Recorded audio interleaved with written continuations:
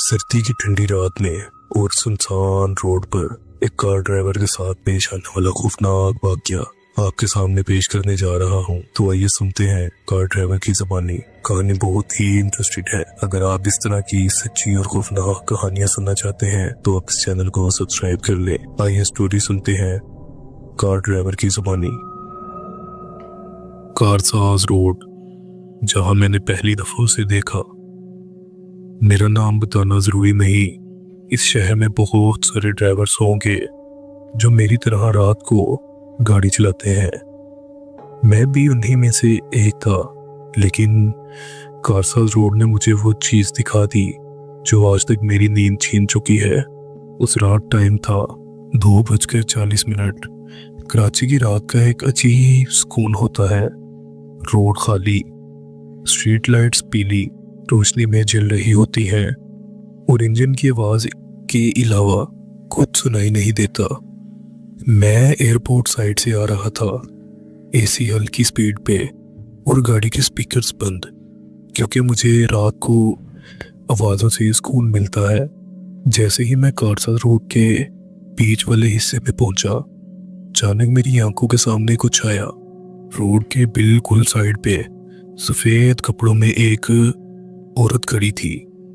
मैं पहले समझा कोई एक्सीडेंट हुआ होगा, क्योंकि उसने हाथ उठाकर गाड़ी रोकने का इशारा किया।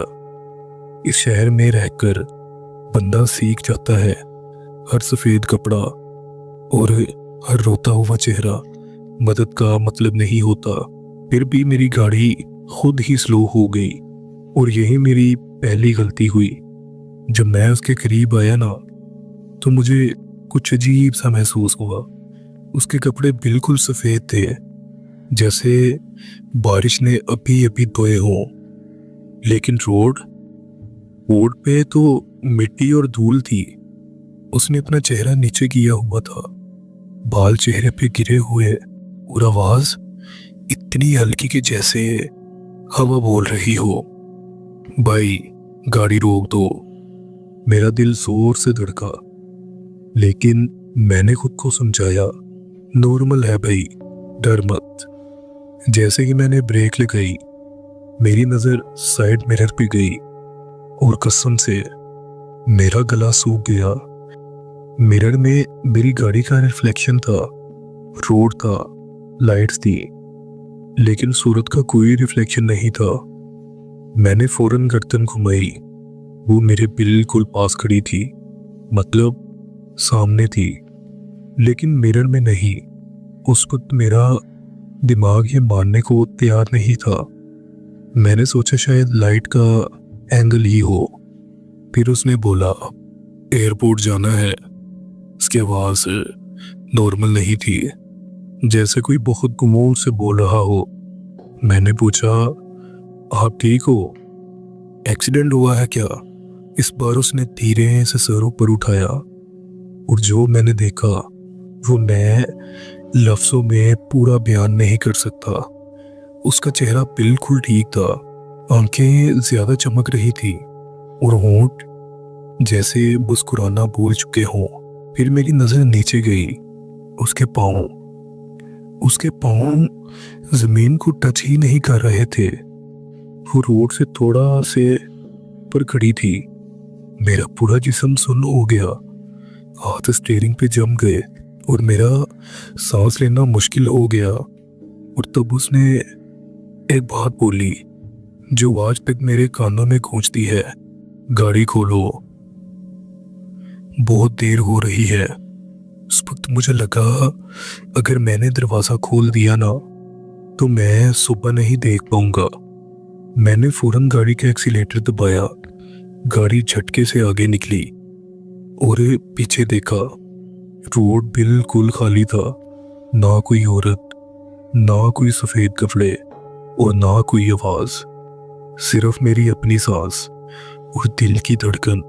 लेकिन कहानी यहीं ख़त्म नहीं हुई, क्योंकि उस रात के बाद कारसाज रोड ने मुझे छोड़ा नहीं। अगली सुबह जब मुझे पता चला मैं अकेला नहीं था, जैसे रात भर सोया ना हूँ, उस रात में सीधा घर नहीं गया। कसम से मेरे हाथ स्टीयरिंग से अलग ही नहीं हो रहे थे। मैंने गाड़ी डिफेंस की तरफ घुमा दी। दिमाग बस एक ही बात सोच रहा था, जो मैंने देखा वो हकीकत थी या दिमाग का धोखा। घर पहुंचकर भी नींद मेरी आंखों से कोसों दूर थी। जब भी आंख बंद करता, वो सफेद कपड़े, वो हवा में लटकते पाँव, वो आवाज, गाड़ी खोलो। सुबह फजर के बाद जब थोड़ी आंख लगी तो नींद भी अजीब थी। सपना नहीं था, लेकिन सुकून भी नहीं। दोपहर के करीब मैं उठा, सर भारी, जिस्म थका हुआ।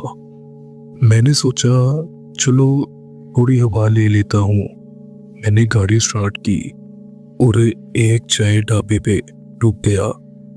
वहां 2 और ड्राइवर बैठे थे। उनकी बातें सुन के मेरा कप हाथ से गिरते गिरते बचा। एक कह रहा था, यार कल रात कारसाज पे फिर किसी ने औरत देखी है। मेरा जिस्म फिर से ठंडा हो गया। दूसरा बोला, हाँ मेरे कजन ने भी, सफेद कपड़ों में एयरपोर्ट का पूछ रही थी। मैं चुप रहा, सिर्फ सुनता रहा।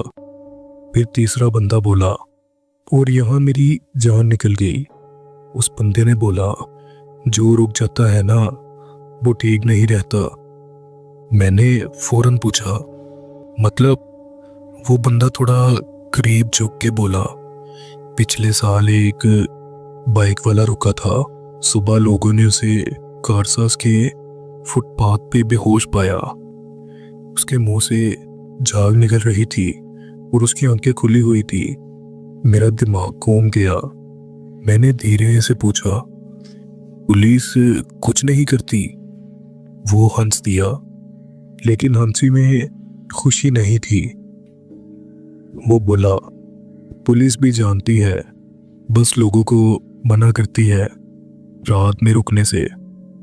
उस वक्त मुझे लगा ये सब कहानियां होंगी, लोग डर को मजीद डर बना देते हैं। लेकिन मेरी गलत फहमी उस दिन शाम को दूर हो गई। शाम 7 बजे मैं गाड़ी वॉश करवा रहा था जब एक ट्रैफिक पुलिस वाला वहां आया। उसने मेरी नंबर प्लेट देखी और रुक गया। फिर बोला, तुम कल रात को कारसाज से गुजरे थे? मेरा दिल डूब गया।